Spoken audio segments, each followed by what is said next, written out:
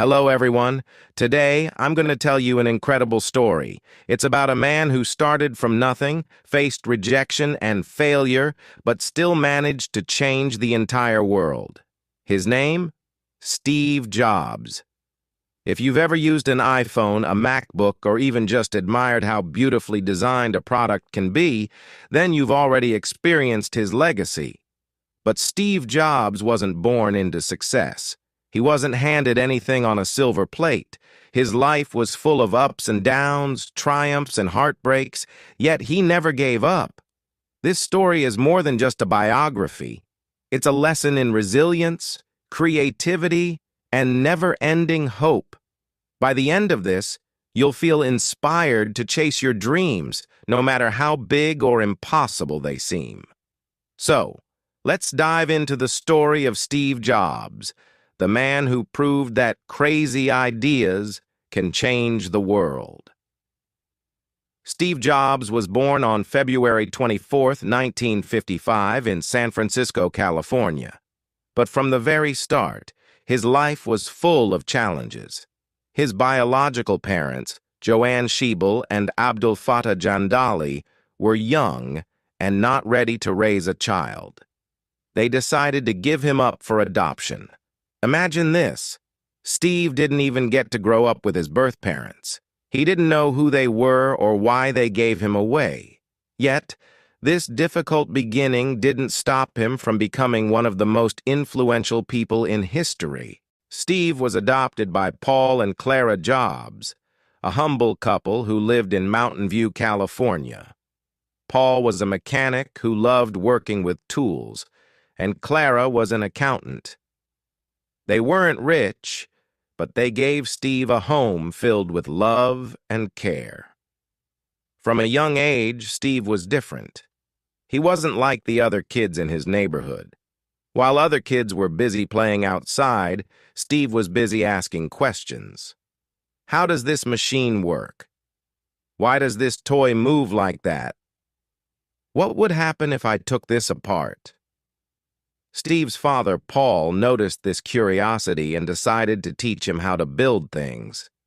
Together, they spent hours in their garage, fixing cars, radios, and even small gadgets.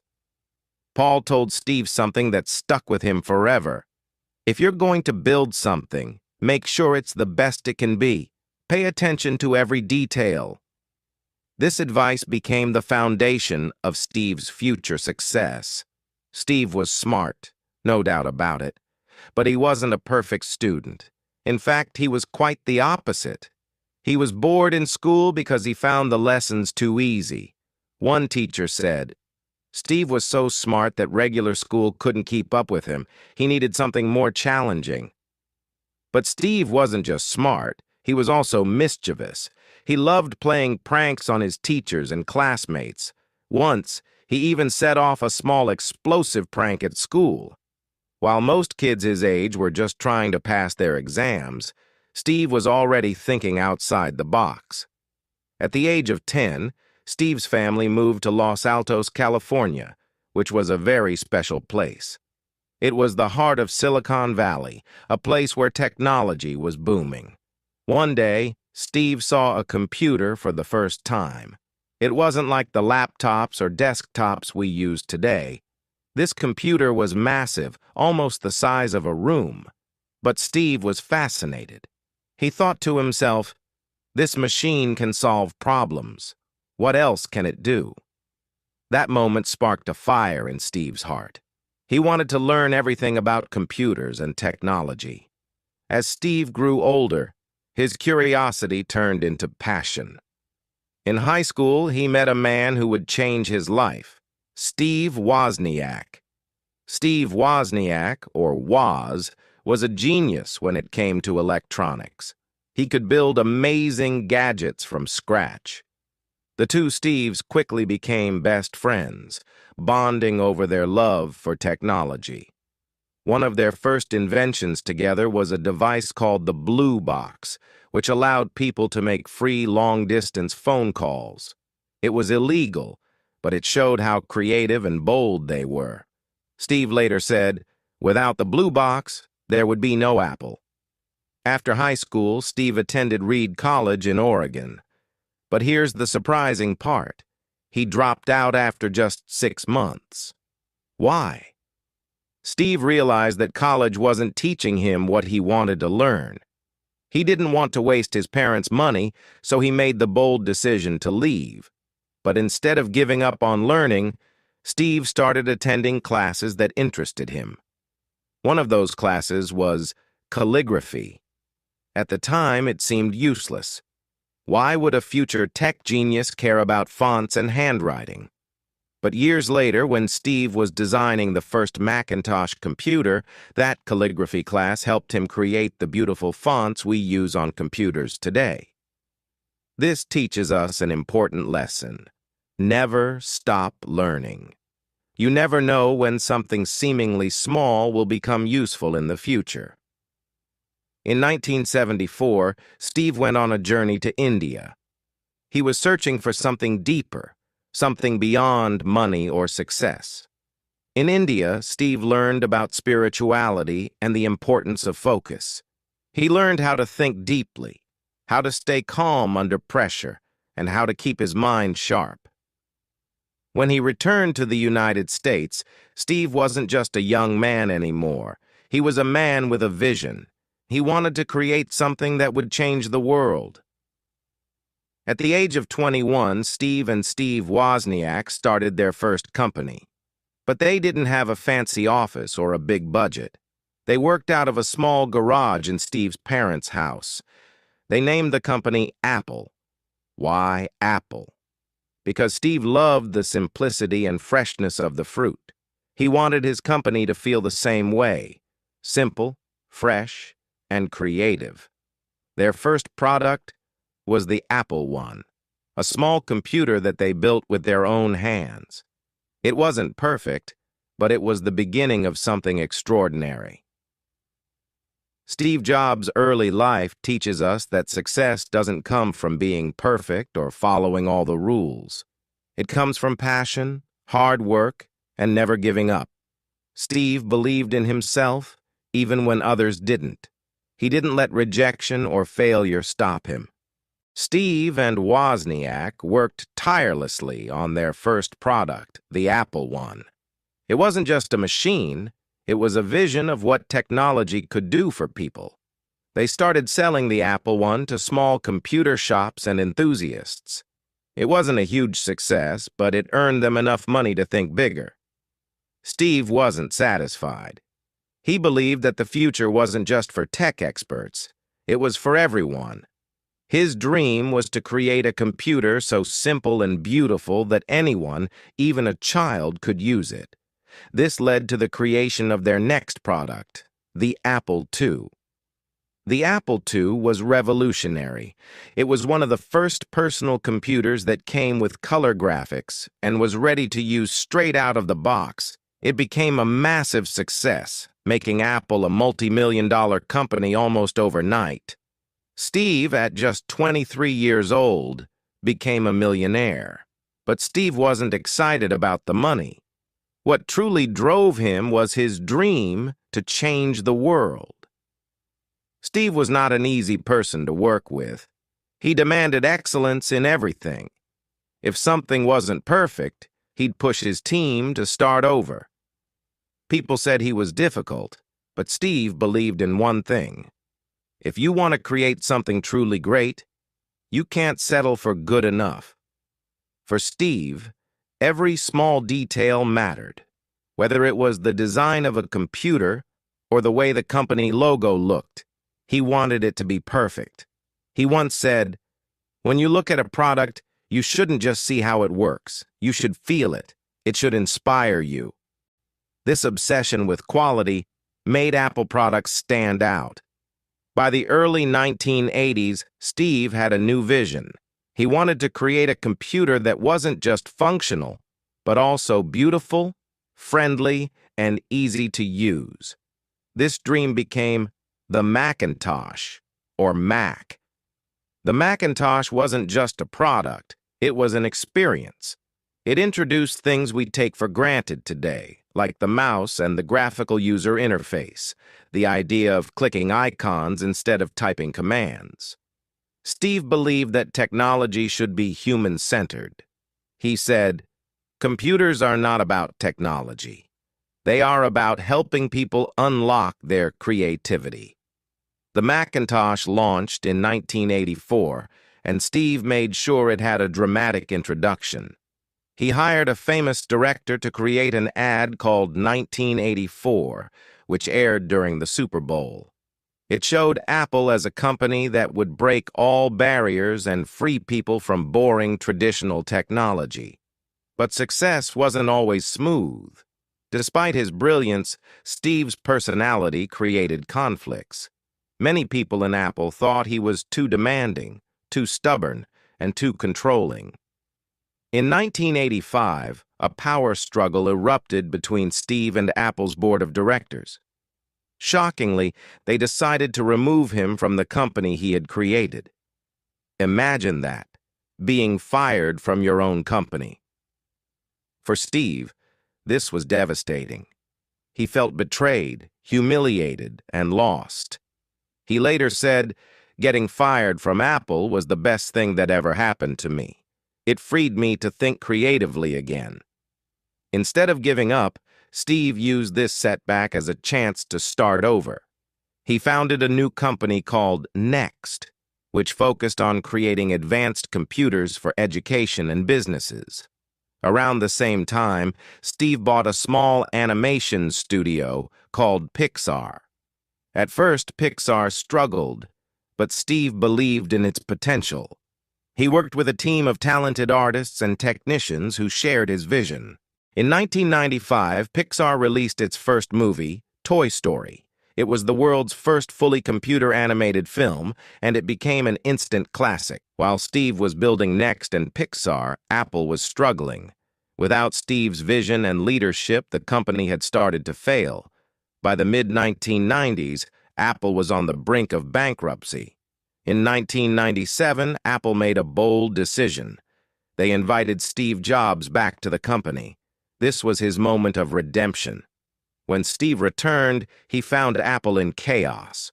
Products weren't selling, the company was losing money, and people had lost faith. But Steve wasn't scared. He had a plan. One of his first decisions was to simplify everything. He canceled unnecessary projects and focused on just a few products that could truly make a difference. In 1998, Steve introduced the iMac, a computer that was unlike anything people had ever seen. It was colorful, simple, and fun. But it wasn't just about looks. It was also fast and powerful.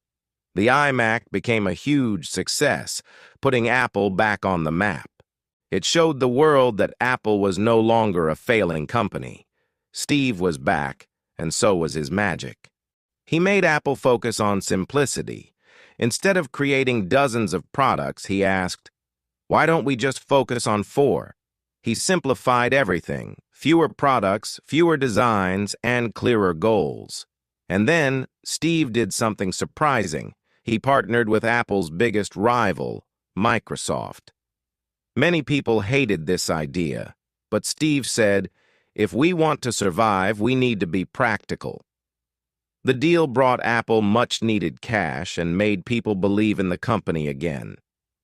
By the late 1990s, Steve was ready to revolutionize Apple. His vision was simple: create products that are beautiful, powerful, and easy to use. In 2001, Apple launched the iPod, a tiny device that could hold 1,000 songs in your pocket. This was a game changer. Before the iPod, people carried CDs or tapes, which were bulky and inconvenient. But with the iPod, music became portable and personal. Steve didn't just sell a gadget, he sold an idea. He said, "With the iPod, you can carry your entire music library everywhere you go." The iPod wasn't just about technology. It was about freedom, creativity, and joy. It became a cultural phenomenon, and millions of people fell in love with it. Steve was a unique leader. He didn't manage Apple like a regular CEO. He treated the company like an artist creating a masterpiece. He paid attention to every detail: colors, fonts, packaging, even the way products felt in your hands. He believed that design and functionality should work together seamlessly.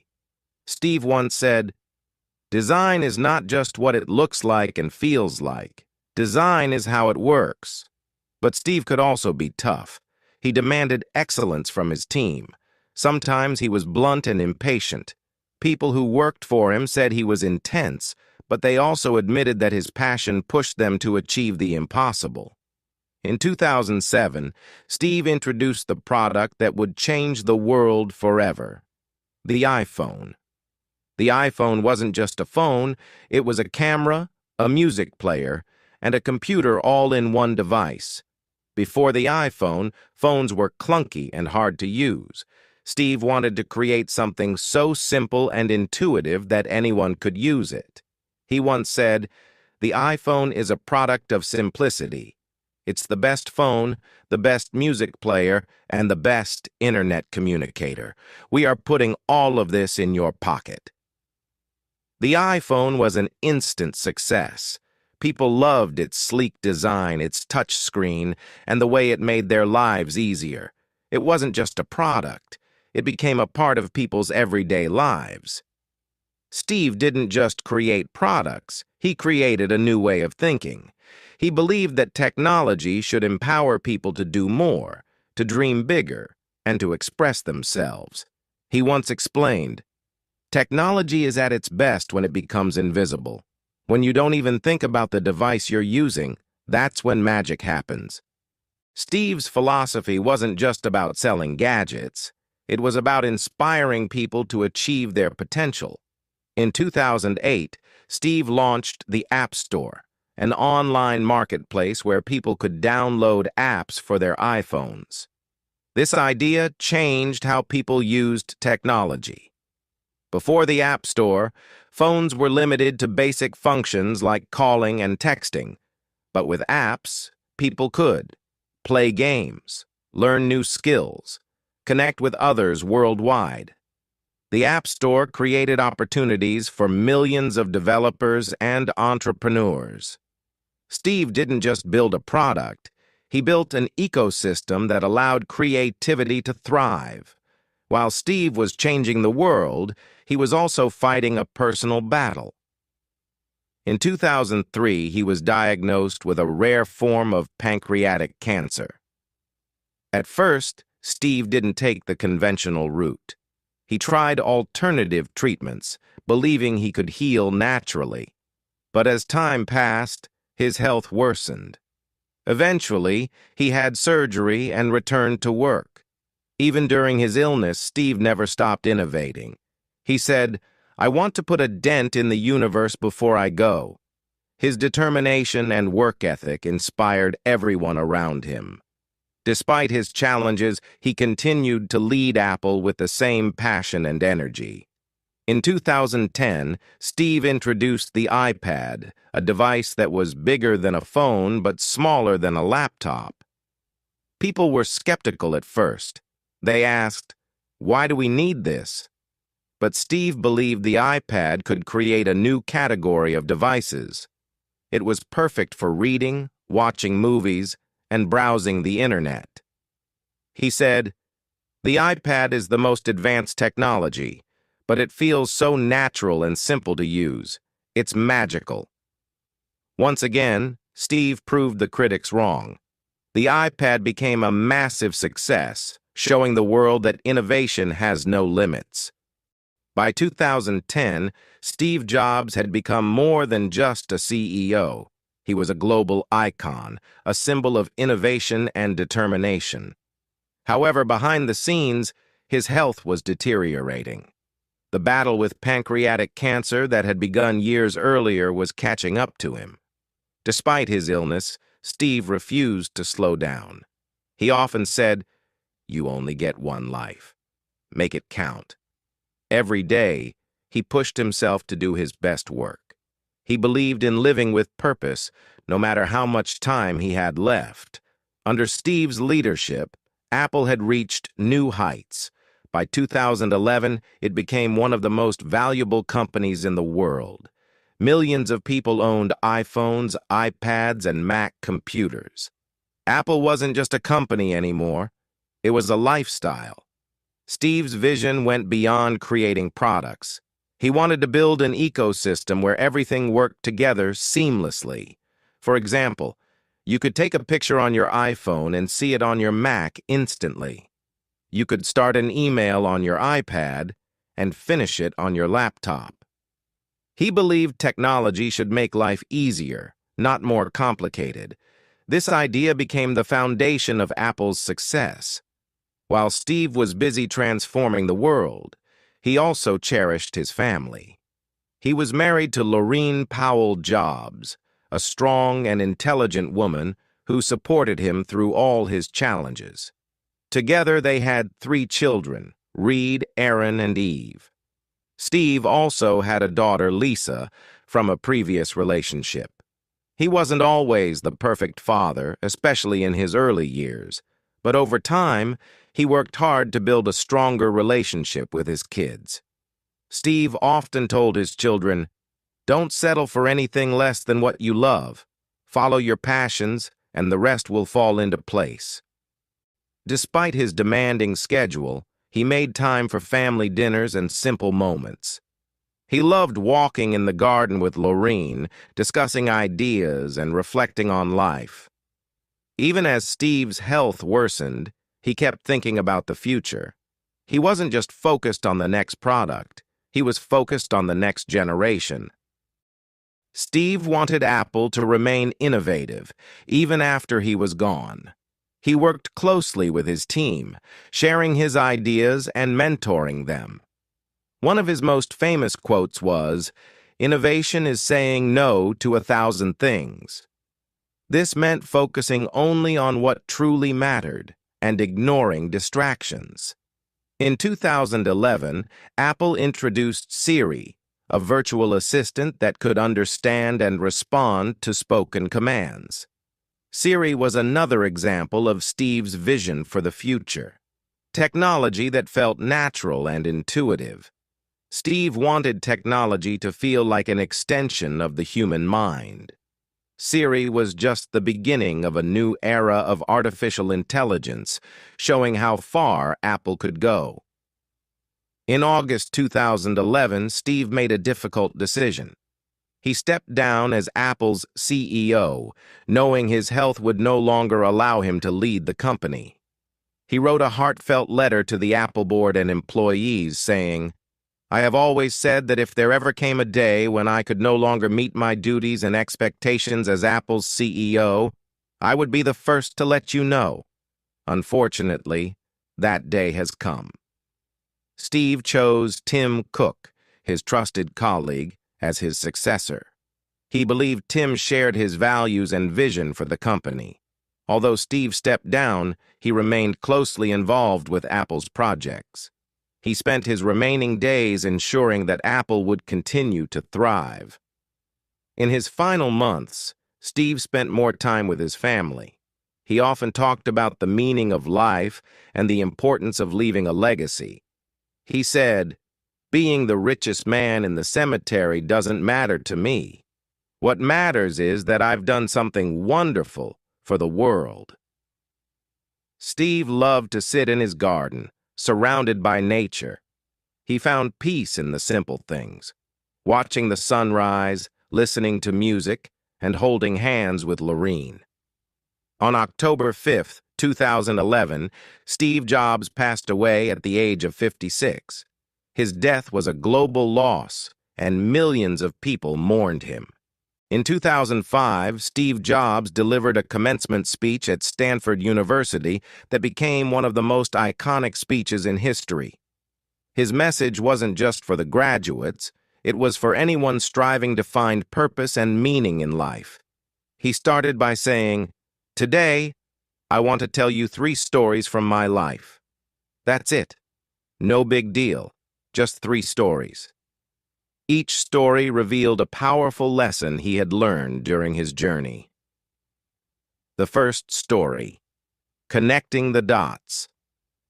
Steve shared how he dropped out of college because he didn't see its value, but stayed around to attend classes that interested him, like calligraphy. At the time, it seemed meaningless, but years later, the skills he learned in that calligraphy class helped him design the beautiful fonts for the Macintosh computer, which revolutionized how people used computers. He said, "You can't connect the dots looking forward. You can only connect them looking backward, so you have to trust that the dots will somehow connect in your future." This lesson teaches us that every experience, no matter how small or uncertain, can lead to something bigger. The second story, Love and Loss. Steve spoke about being fired from Apple, the company he had started. He called it one of the most devastating experiences of his life, but also one of the most freeing. He said, "Sometimes life hits you in the head with a brick. Don't lose faith. I'm convinced that the only thing that kept me going was that I loved what I did." This story reminds us to keep moving forward, even when life doesn't go as planned. The third story, Death. Steve's final story was about facing his mortality. He shared how being diagnosed with cancer changed the way he looked at life. It reminded him that time is precious and shouldn't be wasted on things that don't matter. He said, "Your time is limited, so don't waste it living someone else's life. Have the courage to follow your heart and intuition. They somehow already know what you truly want to become." This was his most powerful message. Live authentically, with purpose and passion. After his passing in 2011, Steve Jobs' influence didn't fade. It grew even stronger. Apple continued to innovate, releasing products like the Apple Watch and AirPods, and pushing boundaries with technology. But Steve's legacy isn't just about technology. It's about the way he made people think. He taught us to, 1. Challenge the status quo. Steve always believed in questioning the ordinary and striving for the extraordinary. 2. Focus on quality. He once said, "Be a yardstick of quality." Some people aren't used to an environment where excellence is expected. He pushed himself and his team to deliver their best work every time. 3. Stay hungry, stay foolish. These words, which he borrowed from a magazine he loved, became his life motto. They remind us to keep learning, dreaming, and taking risks. Steve Jobs didn't just create products. He created tools that changed how people live, work, and communicate. Think about it. The iPhone made the world more connected than ever before. The Mac gave artists, writers, and creators a platform to express themselves. The iPad transformed education, making learning more interactive and accessible. Steve's ideas reached every corner of the globe. Millions of people now use technology not just for work, but to tell their stories, explore their creativity, and chase their dreams.